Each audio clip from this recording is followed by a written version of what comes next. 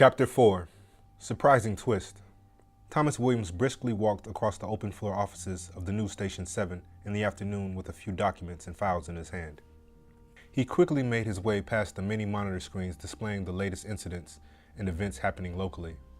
Thomas, in all his years, had never really paid attention to too much of his overall surroundings. He was an extremely focused man. If he was not looking directly at something, he might as well not be looking at anything at all. Today he was filling in for one of his colleagues at work. A news anchor, who would typically never miss a day of work, was ill. Therefore, Thomas filled his position, and being that he was quite the superstar in the community of reporters and journalists in that area, it was natural that he visited News Station 7 often as a guest anchor.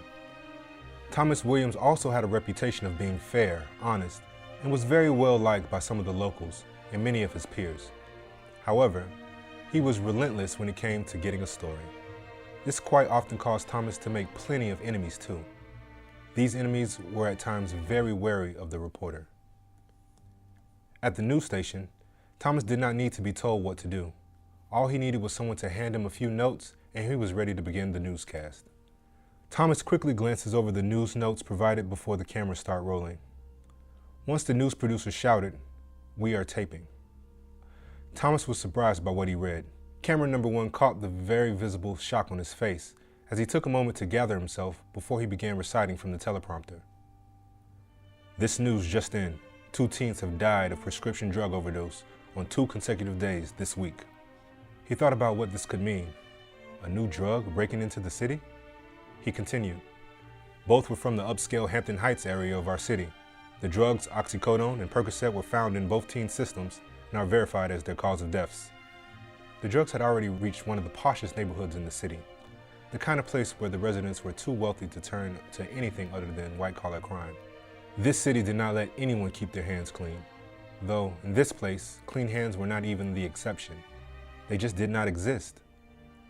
Those that got here did so with unclean hands too, and those that had been here were still resting on the laurels of their parents and grandparents. This is becoming the new trend in our community. This Generation Z enjoys legally approved prescription medications over the traditional street drugs like marijuana, cocaine, and heroin, read Thomas. "Leave it to them to make sure even the drugs they take are of a different class and variety." More news after this short commercial break. The TV producer yelled, "Break!" thereby giving the reporters a few minutes to relax. Thomas was contemplating the turn of events as soon as the shout was heard. Hence, it took a good minute before he had heard the local meteorologist ask him a question about the overdose story. "Thomas, did I hear you right? A few teenagers OD'd in the Heights? Isn't that where all the preppies come from?" Hampton Heights was more than just an upper-class side of town. The neighborhood was private, closed off. No one could gain access inside this gated community unless approved by the homeowner association. "You heard me correctly," Thomas replied. "I am just as shocked as you. It's a chilly day in hell when you miss the days when the kids sought a few hits of weed for a few bucks from the corner shop. They did not know much better back then. Oxycodone and Percocet are the new drugs of choice for these new age kids, it seems. It's a different kind of high these kids are looking for these days." Thomas was right. Whether the parents got rich through legal means or otherwise, there was always the likelihood that the rich kids would know exactly where to get the new trending drugs. Just because Hampton Heights was an upper-class area did not mean it was immune to this opioid epidemic. "Well, you know, I have heard the stories for a while now. The parents themselves smoke more pot than their children ever will," replied the meteorologist. The 2 men nodded to each other in agreement as the meteorologist continued the conversation. "I bet the police have their hands full with the prescription shit. The parents are rich enough to get the best drugs on the market, legal or otherwise." "What do you think, Thomas?" asked the meteorologist. "Absolutely, you're right. I mean, who knows? I might have to put on my investigation hat and find the underlying cause of this story," replied Thomas. However, he knew that dealing with street crime was quite different than dealing with crime within rich families in their neighborhoods. While the former threatened you and your family, the latter kept you alive and buried you in debt by false accusations or legal fees, just to name a few ways. Just then, the producer's voice was heard. 10 seconds before we're back to life, people. Places, everyone." Thomas, along with the rest of the news crew, quickly got back to their positions. They were ready for a long day of questions from the community on the myriad of stories being uncovered about the rising crime in the city. Detective Kelly was being intensely briefed by his superiors about the overdose teens' deaths. The detective knew he had to be extremely focused on this case and was determined to find the drug suppliers, for more than one reason. It was a part of his job, but there were far more things riding on this case. He did not want Richard Kelly to assume that he could not take care of business and allow more drug competition within the city to diminish his profits. Detective Kelly knew that Richard Kelly was the kind of person that simply did not hold grudges against people, because he took matters into his own hands or orders. Richard would kill you and your family just to make a point. Therefore, having Richard Kelly as a potential adversarial force was a tough situation. Even Detective Kelly did not want the dealership owner for an enemy of his.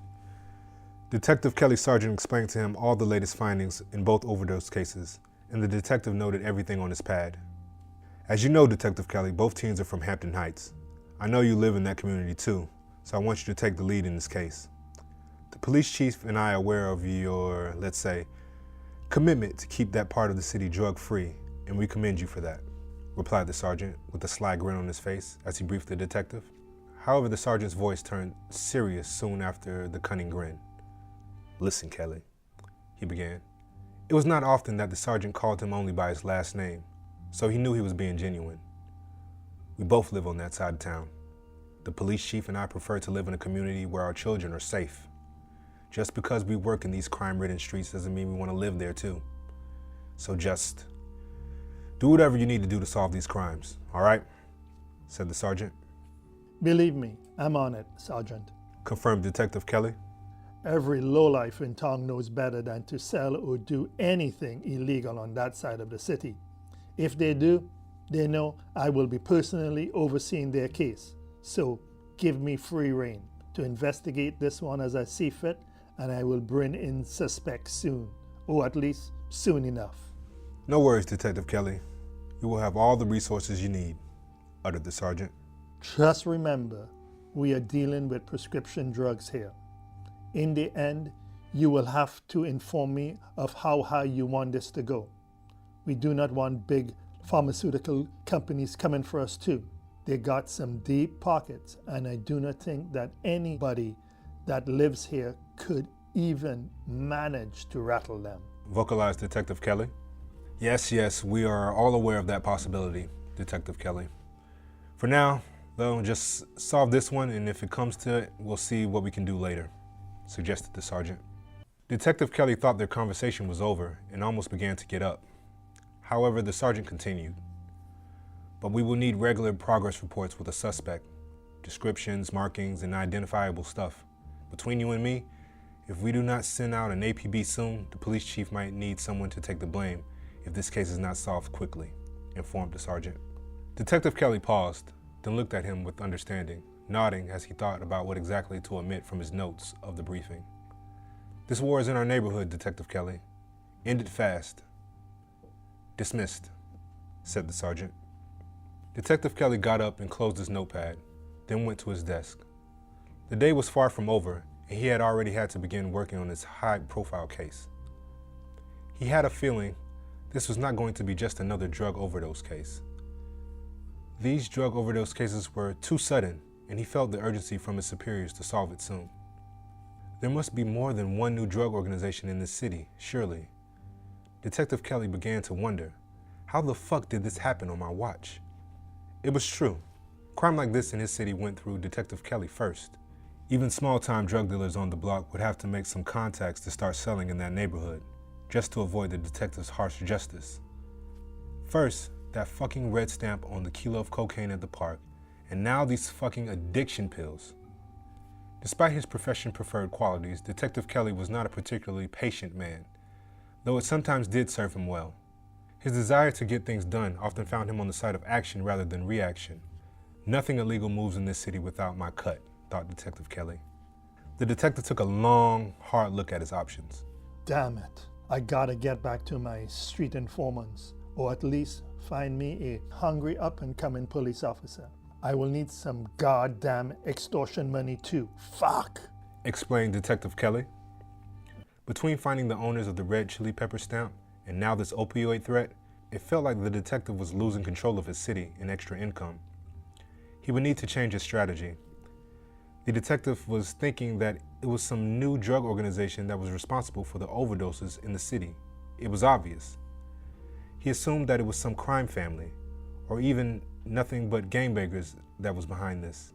Of course, they would have to be able to secure these very legal drugs without prescriptions. It was not as if they could simply steal their shipments or have an illegal trade. Messing with Big Pharma would be a no-no, so he hoped it would not extend that far up. These new drug organizations would either pay me, die, or go to prison for a long time. Fuck it. I will do what I want, even if they do not cooperate. It is too much money being made illegally in this city, and I am not getting my fucking share. The detective thought in a rage. At St. Mark's Baptist Hospital, near the Hampton Heights neighborhood, a young black woman entered an office. The nameplate on the door read, Angelita Dallas, Pharmacy Director. Angelita's office was decorated quite well, her accomplishments visible and on display. A Doctor of Pharmacy certificate was framed and on display behind the desk where Angelina would sit, clearly something about which she was proud. She had even finished her North American Pharmacist licensure examination, along with her Delta Xi Phi sisters, with ease. It was clear that Angelita was comfortable in her job. Always a leader, Angelita convinced 7 of her sorority sisters to pilfer as many pills as possible of oxycodone and Percocet for her on a weekly basis.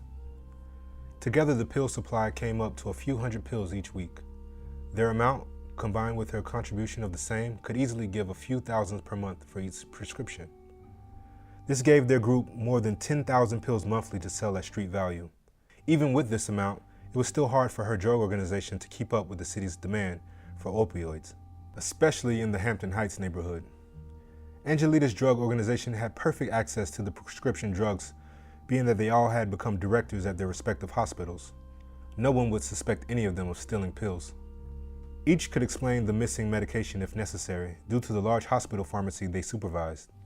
The organization only supplied the pills being sold to one drug dealer. Therefore, there was limited access to them, which is why Angelita was so confident and so comfortable. To her, the operation was airtight. Over the past 2 years, this drug organization has profited over $6 million, and that sum was sure to increase in the future. All the drug organization's members have been employed at their respective hospitals for over 10 years. Consequently, each had less than 8 years for retirement. It was the perfect plan to sell drugs to add to their future retirement plans, at least to them. There was no overhead and an endless supply and clientele. No one would suspect them at all. In the past, any missing medication was attributed to the pharmacy techs manually miscounting filled prescriptions for the inpatient units. There was theft by some of the young medication technicians that distributed medications overnight on the ICU and geriatric units. Mistakes were easy and excusable. However, it did make it into the medication log, something that they were accountable for, but they at least had solid stories to cover their tracks. This morning, Angelita felt extremely joyful. All her girls really came through for her.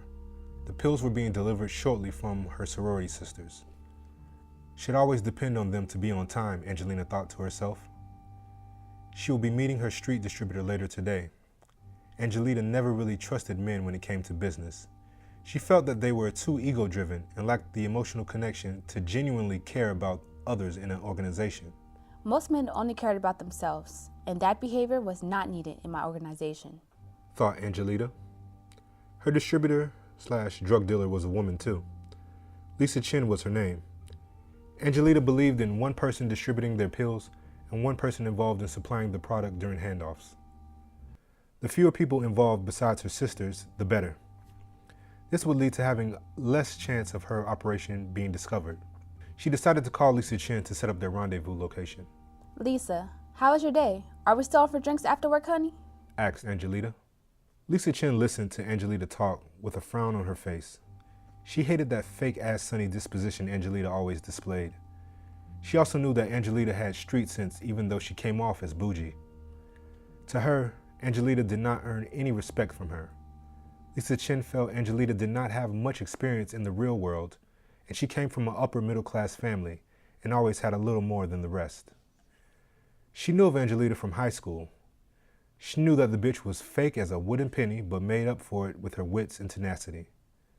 Now, though, Angelita held all the cards, and all Lisa could do was play the game until she found a better supplier.